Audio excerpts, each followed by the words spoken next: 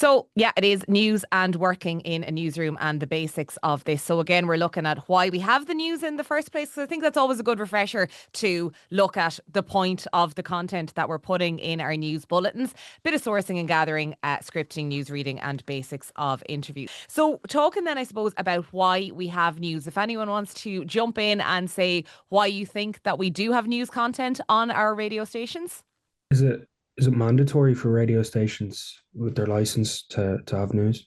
Absolutely, it is. Yeah. And particularly for stations like iRadio, Spin, the more music focused stations, we do still have that requirement to put a percentage of our content has to be news and current affairs. Absolutely. But then I suppose we're looking at a bit more than that.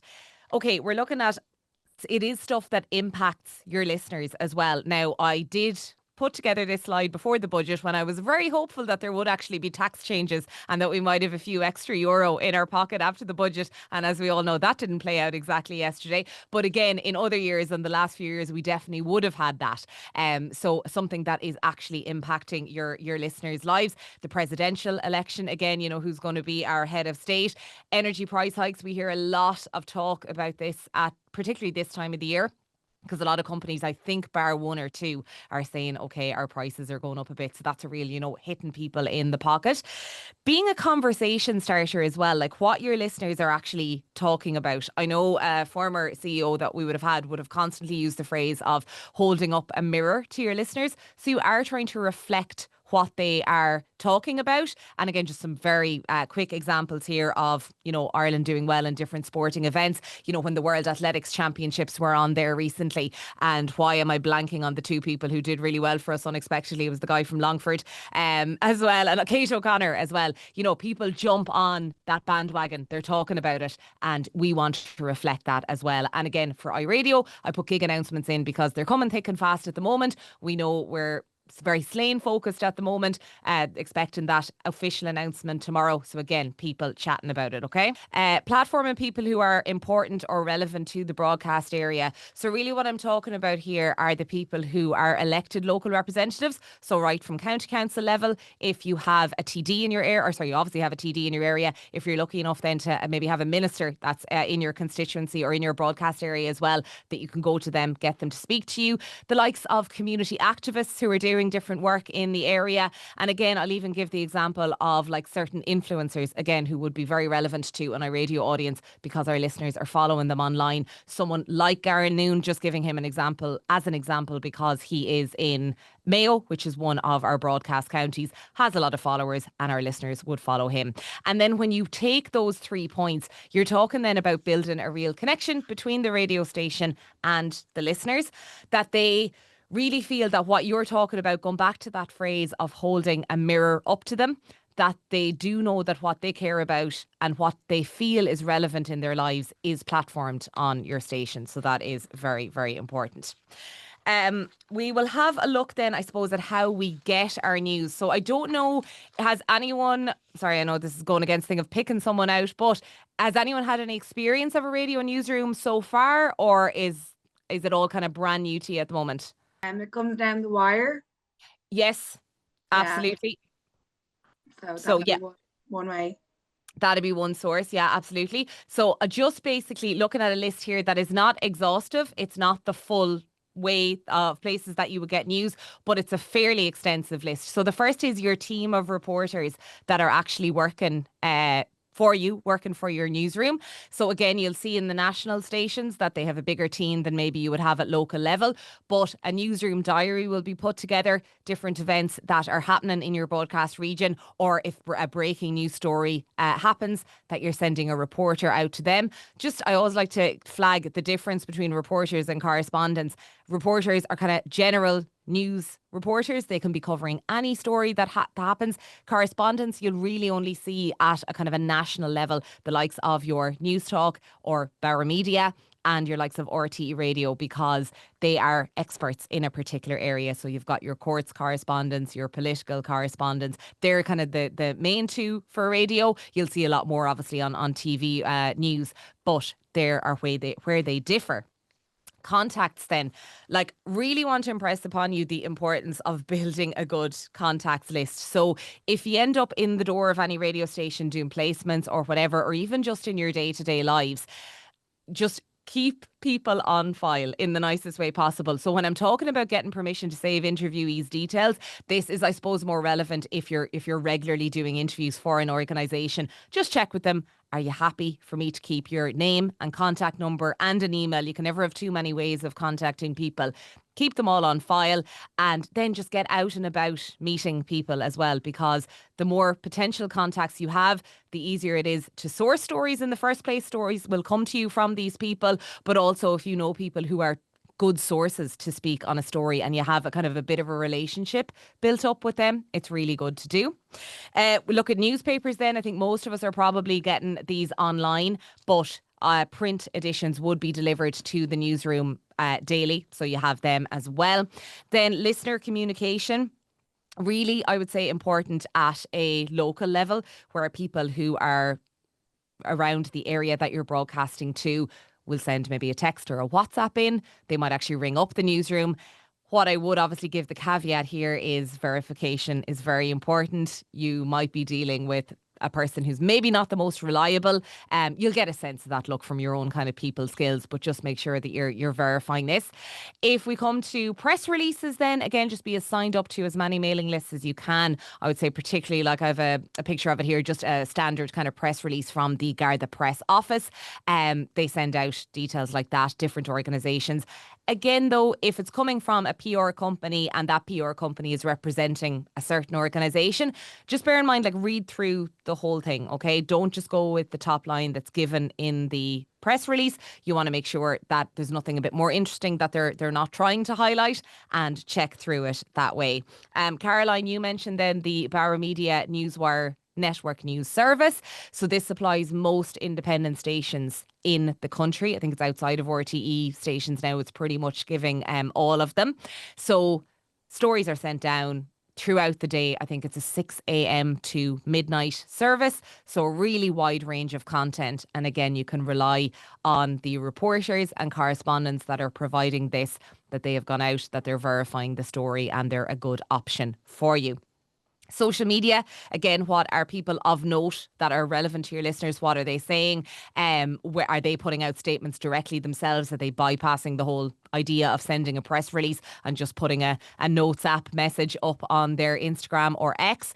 Again, though, just don't get caught out by an unverified account. Just always be making sure that you are checking that, and have a link there as well to doing freedom of information requests. So these are obviously a really vital source of original journalism, and you will see reporters using this to get information about different kind of government and public organisations and getting stories from that. So you have an idea then of where your sources are coming from, but you've got a lot of different material coming in, and now you have to decide on what stories you're actually going to broadcast, what you're going to bring to air. And Ben, I might come to you. What do you think you might decide to look for when you're thinking, okay, what will I bring to air? Well, I'd say when you're choosing which stories you're going to use. Exactly, what stories you're going to broadcast, yeah. Well, I would imagine whatever ones are most relevant to your audience, the ones that are most engaging and important that particular day, likely to keep people listening, or anything like that. Absolutely. Thanks a million for that, Ben. So yes, you're thinking about a few different things, okay? You're looking at what your listeners actually need to know. So again, this is something that will affect their lives in a way. If we're talking about something like the atrocities going on in Gaza, you know, they do need to know that it's happening. I know after 2 years of it, it can be very hard to be continually reporting on it and reading about the terrible things that are going on. But at the same time, I think there is a need to be informed, because at the end of the day, you are trying to inform your listeners. But then on the flip side, again, you are trying to think of what interests them. So as Ben said, like, what do your listeners actually care about? What are they talking about? Then we come to what stories can you actually verify? So this is a really important part as well, because if you can't actually make sure that the story is verifiable, then you can't bring it to air because you don't want to open yourself up to any defamation issues. You just don't want to put inaccurate information out there in the first place. And actually, just recently we did a death reporting course through Bauer Media. It was the head of news, John Keogh, who was giving it. And he said, particularly in relation to reporting deaths, it is absolutely better to be second and right than first and wrong. And he was telling us a couple of horror stories where it has, would you believe, happened more than once, where someone has been announced as dead on air and they were in fact not. So you absolutely don't want to do that. So you just kind of want to make sure that you're getting the story right. And then on what stories that you're getting that trusted source to comment. So we came back to, or mentioned earlier, the situation about getting someone who's like a local elected representative or someone who's close to the story. You're looking for someone who will give you first-hand accounts if possible. Like, you want that primary source that we talk about, that someone who's close to the story who actually knows what they're talking about. And why this is important as well is because when you have your initial copy, and we'll come to formats of news stories later, you absolutely can just file your 3 or 4 sentences that are telling the story, but you need to think about, okay, I need to develop that story right throughout the day. So you need your voices, you need your people to talk about it, and you need to get thinking, okay, who is a good person to do that? If we develop our choice of stories again a little bit more, we're going to think about the local angle that is most relevant to your listeners. So again, from an iRadio point of view, we're broadcasting to 15 counties across the West, Northwest, Midlands and Northeast. So we are usually trying to go for a semi-national angle. However, we're trying to pick out the counties that we broadcast to and make sure that we're picking stories that are relevant to them. If you are even more local, if you're in the likes of a Clare FM or a Radio Kerry, you're always thinking, well, what is the focus for that particular story? There's no point in going on and talking about a daft.ie survey on house prices and saying, oh, well, the prices in Dublin have increased. Why would your listeners in Kerry care about that? You're trying to think about what they can relate to. So bear that in mind. For a local station, you always need the local angle. Again, coming back to getting your local representative to comment, and then having a strong hook for your story. So something I always like to flag is, like, the hook for your story is the reason to run it. So I really would always ask yourself, why are you running this? I know that newsrooms are fast paced.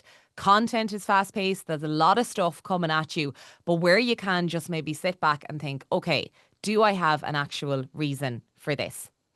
And if anyone is unsure about what a hook is, it's what you're hanging the story on. And really, it is the reason why you're doing a certain story. So I'm just giving 2 examples here. Obviously, the budget was announced just yesterday. So you would have heard, I'm sure, a lot of different stations running Vox Pops. So the voice of the people having gone out and gotten those people's reaction to what they thought the budget was like. What are their thoughts on it and how they felt about it in terms of upcoming. So that's content that's kind of already happened and you're getting a reaction. Looking ahead then, World Mental Health Day coming up this Friday. You might do a report on demand for mental health services among young people in your broadcast region. So in this case, the World Mental Health Day is the hook. And I would always say, if you're trying to brainstorm for content, like, it's easier when you do have an actual reason as to why you're running it. And, you know, your editor, your news editor will probably ask you, if you are pitching a story, whether it's for a show or whether it's for an actual news story, like, you do need to be able to back it up and say, well, I think we should run this because. So just some examples of good hooks, like anniversary dates.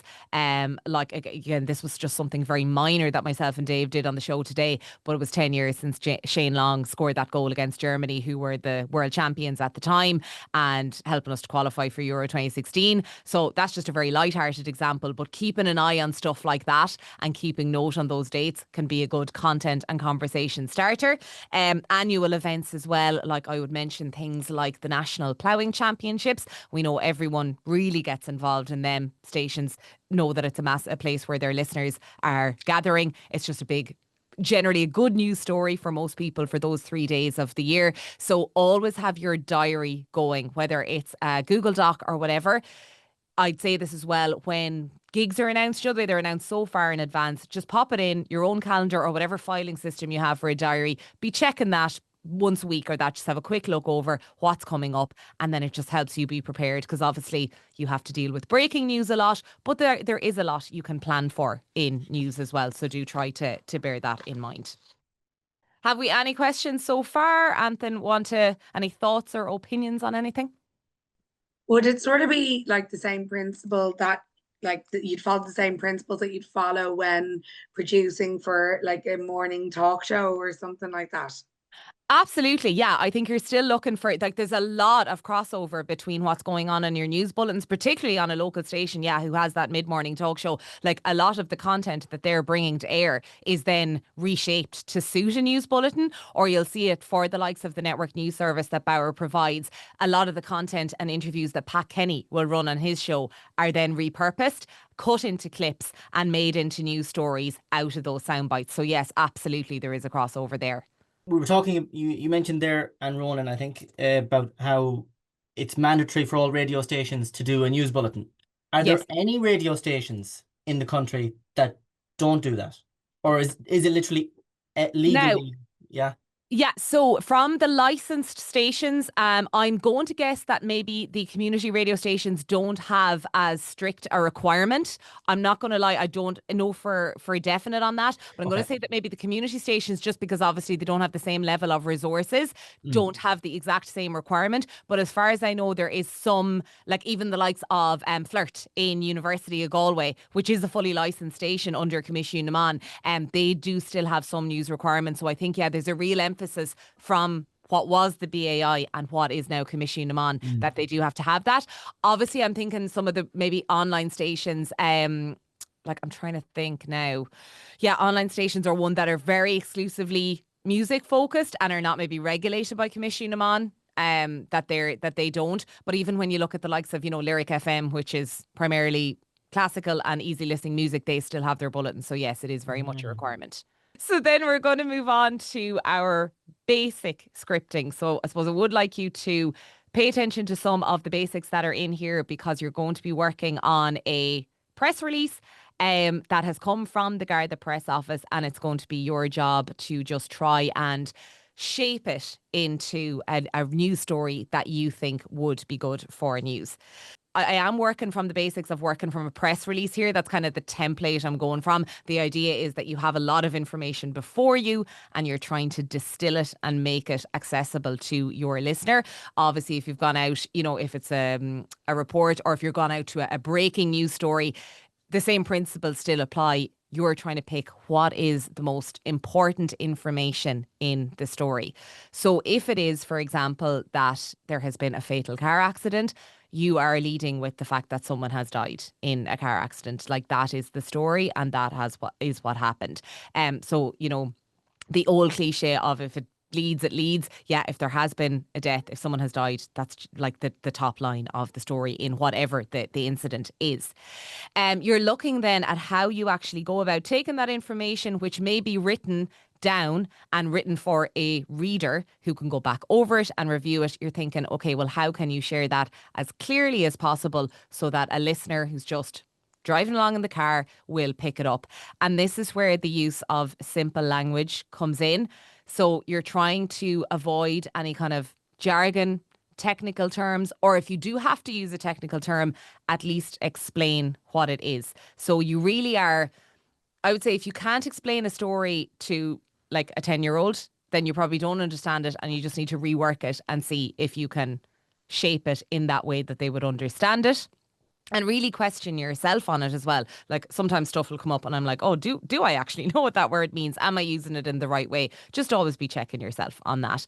Something that we have noted there was actually a new network news style guide put out recently for us. So again, the network news service that's supplied to the independent stations around the country, there was kind of a new style guide put together. And something that was highlighted there is story first and then the source. So the example of what we're given here is the Department of Health is recommending face coverings. So instead of saying that, you are saying people are being asked to wear face coverings in public. The Department of Health says the measure is recommended but not mandatory. So do we see how that's kind of going with the actual story first, what you're being asked to do instead of the source, so people know straight away, okay, this is the information that we're looking for?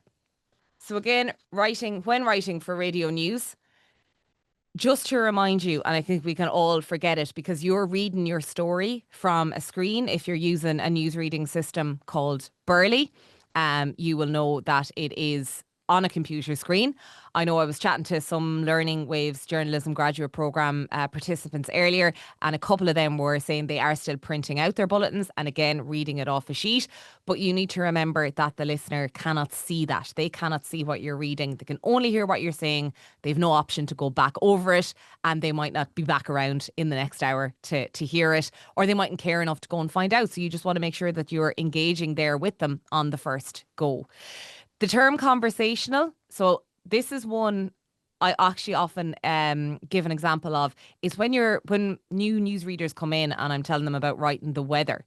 Like if you are talking to someone, you're not going to say, oh, occasional sunny spells and a light to moderate breeze. If someone asked you what the weather is, you'd say, bit of sunshine, it's a bit cloudy, it's raining at the moment. Like take that idea and bring it into how you're writing all your radio news. If there was one person that you knew here beside you who said, tell me about that, how would you phrase it?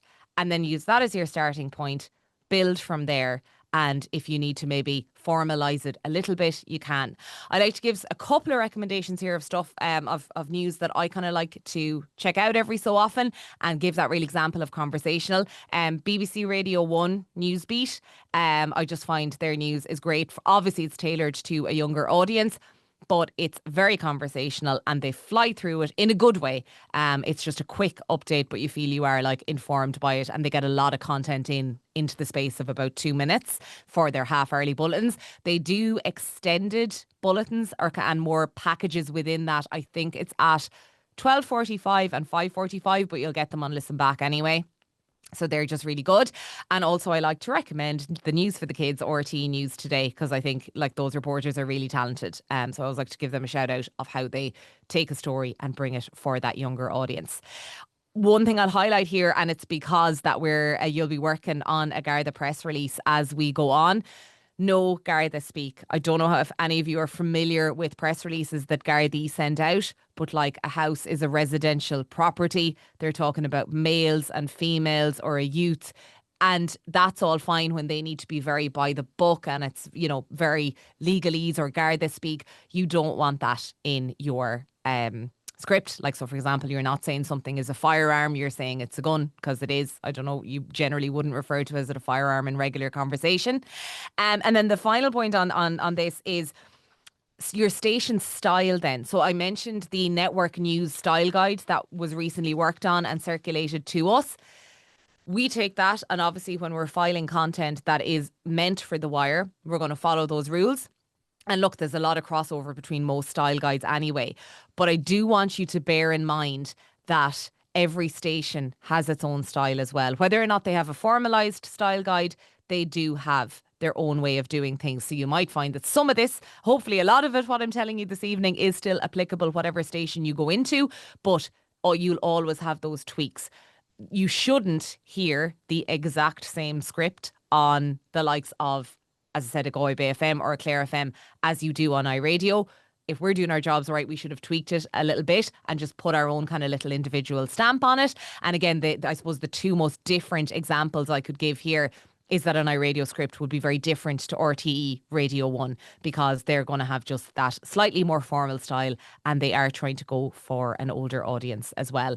A little bit later on, we will listen to two different bulletins so that you can kind of hear for yourself how certain news days and news stories are approached in a different way. Something that I always like to flag, but I don't want to get too caught up in it because I think it does confuse people sometimes when it's not, when you don't see it on a day-to-day basis. This is just the different ways of presenting a story, or the main ones anyway. And basically why you need to know them is because if you are a reporter assigned to a story for a particular day, you can't just keep filing copy, which is approximately 4 sentences on the story. You need to shake it up. You need to vary it. And from the point of view of a bulletin as well, you need to have some different formats so it's not repetitive all the way through. So when we talk about copy, we're talking about approximately 4 sentences of a story. It's got your top line or the lead telling you the most important. You're telling you what the story is, and then further background information as we go on, but still the most relevant information with the story. Then as you develop it on further, you've got your copy and clip. So what you've done when you've got the story, you're thinking, okay, we go back to that thing. Who's a trusted source to comment on this?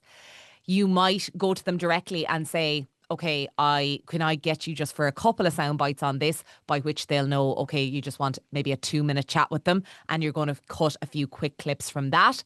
Or maybe on the flip side, like Caroline mentioned earlier with like the mid-morning show, maybe you're monitoring an interview that's going out on that show and you're thinking, oh, that's a good news line, and we're going to work that into a story itself. So then you'll add it to your copy. Your voicer then primarily, or a really common example of where this is used, is in court reports. So again, I'll just use the Bauer Media audio example of Frank Rainey, who's the court's correspondent. The newsreader is going to read the lead of the story, the top line, and another sentence or two with it. Going to read that live on air and then cut to a pre-recorded report by the reporter, which is reading through the story, giving a little bit more detail. And then we come to our package, which in a news sense is the most detailed format you can have, because you'll have your 2 or 3 sentences that the newsreader reads live. You'll go into your pre-recorded report by the reporter, and what that reporter will have done is gotten more audio. So for example, an interview with someone, gone out and done a vox pop, added in some other bit of audio, and they'll have packaged it up into that new report. So if we look at some of the examples then, because it's probably clearer when you can see it in front of you, and a really recent story.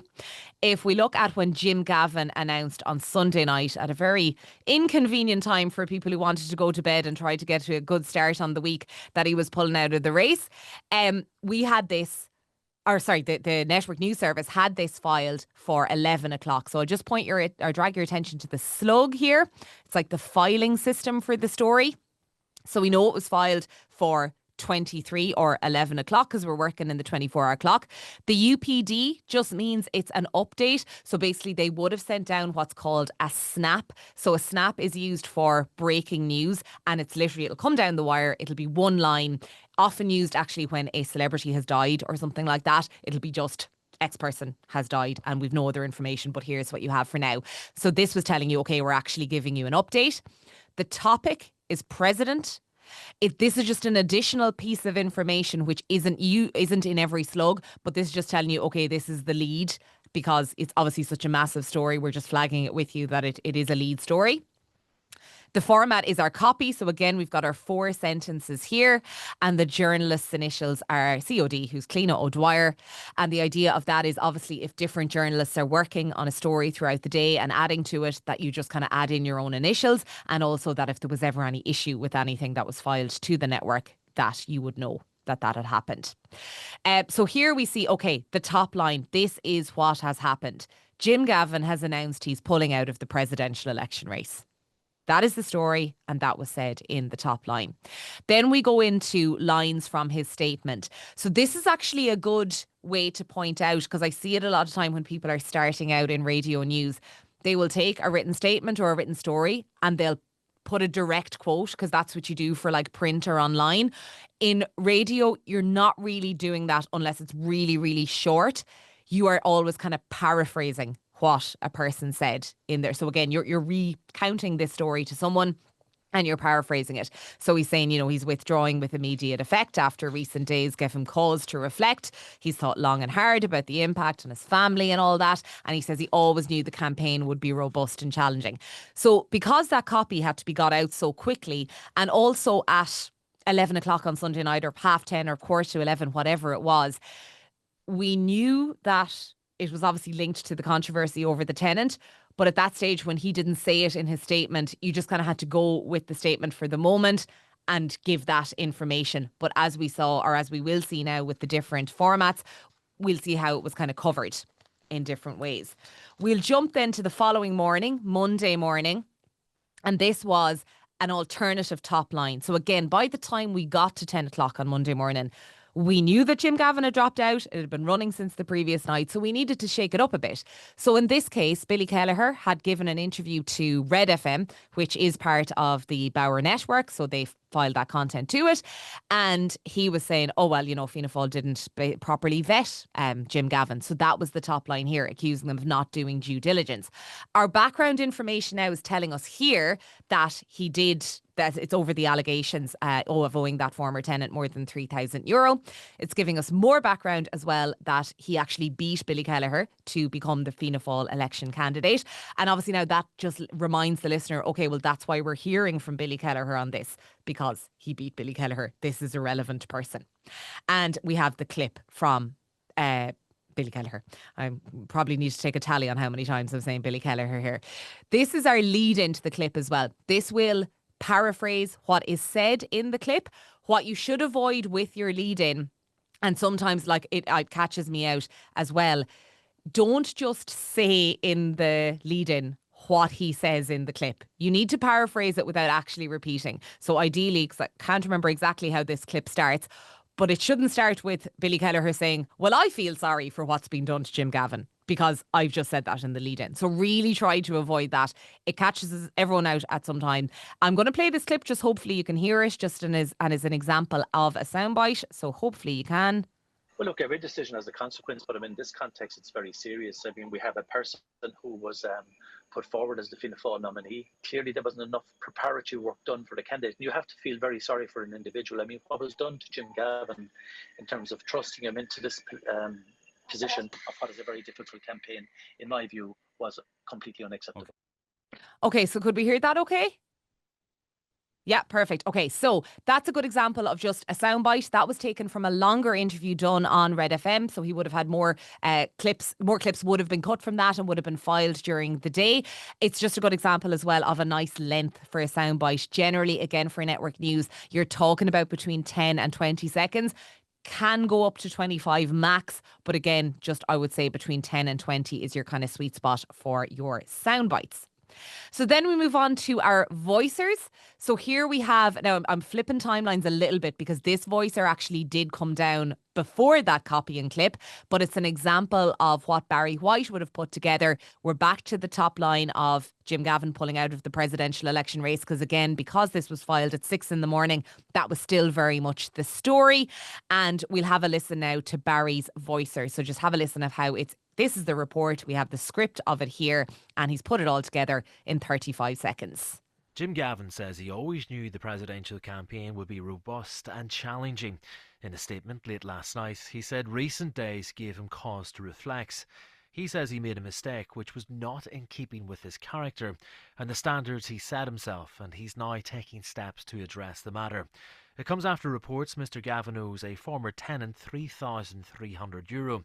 During a presidential debate yesterday, he said he was looking into the matter but did not have all the information.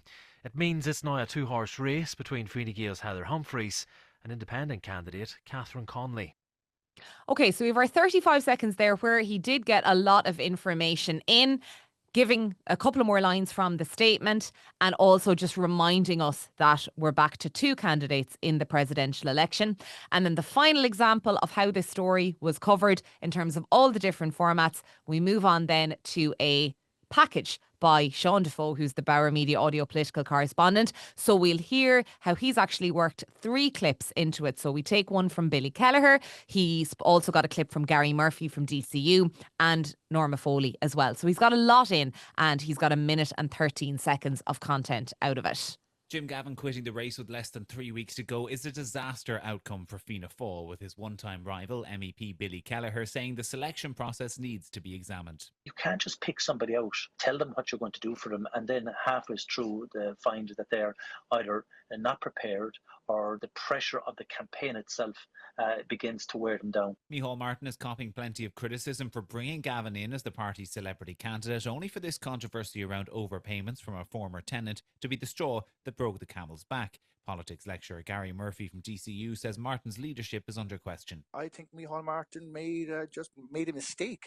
Perhaps it's for being in office too long. He is now the second longest leader in Fianna Fáil. Publicly, ministers like Norma Foley have attempted to defend the Fianna Fáil vetting process. I think it would have been difficult in terms of that due diligence to look into, I suppose, the personal accounts of where money was overpaid into an account or whatever the case might be, that probably was difficult to do that. Privately, though, Fianna Fáilers from the cabinet on down are admitting this presidential election has been a total mess for their party. Jim Gavin's name will still appear on the ballot paper, but it is now officially a two-horse race. So again, we hear how Sean there has got a good few different voices into the package to really kind of liven it up, get a few different perspectives on it. And we can hear as well how he's being a bit more conversational, not even necessarily conversational, but adding a little bit more colour to it in as much as he can, like telling us it is a disaster outcome for Fianna Fáil, using the phrase the straw that broke the camel's back, like simple things like that, where it's still a news story and he's still only putting relevant content in it, but he is still adding just that little bit of personality. And I would say packages are just a really good opportunity to add that bit of colour to news, like particularly if you get into like a music station or a youth focus station where there is that room to be less formal, or you're more likely to be talking about showbiz, entertainment stories. You can always take clips that will add to your story. And I would always encourage that as well. Instead of your voice, see if you can find audio to tell the story for you as well. Like if there's a clip that kind of sums up a story for or what the situation is, bring that in. If it's a story about a TV show, see if you can find the theme tune. Always just be looking for ways to kind of liven up your news a little bit and catch people's ear. Have we any questions on the format or anything that has been covered there in that particular scripting session? Can I just ask, was Sean Defoe pre-recorded there, all of his stuff? Yes, so Sean Defoe would have been pre-recorded, absolutely. So the newsreader would have read those 3 lines live and Sean would have filed his report. So Sean is very rarely in the actual Marconi House office. He's out and about, he's at Leinster House or whatever it is, and he is getting that audio. So he's working on it out in the field, as we'd say. He's packaging it up and he's sending it back to the desk to air.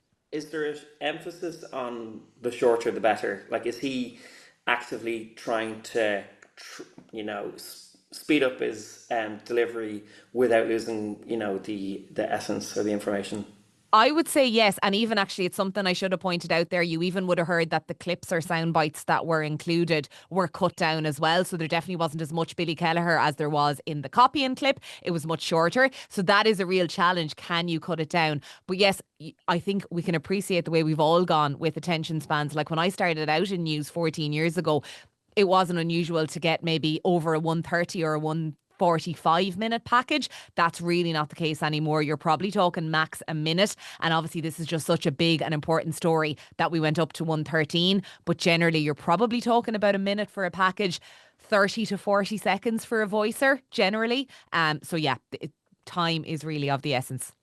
Just a question about the first news piece that was read out. So when it was kind of, I know it was an update, but it was really just the basics of the information. He's withdrawn, says it would take a kind of toll on his family, etc., etc. Obviously, at that point, we know it was because it was after the debate. Like the public know, like, okay, this is kind of due to him being outed of owing the money. Can we say at the end, this comes in the wake of what happened, or does that, like, in terms of adding color, or do we kind of have to wait until that's more of an official thing? Yeah, I would have said it was fine, considering the debate had happened on Sunday. I would say it was absolutely fine to say this comes in the wake of controversy, and the story had been reported in the Irish Independent at this stage as well. Now, I wasn't there in Marconi when that copy was being filed on Sunday night. What I'm going to guess is they were just conscious of getting the story out as quickly as possible. Like, they knew it was verified, so there was no issue in sharing it that way, but it still needed to go. It was quite close. Like, I think I saw it.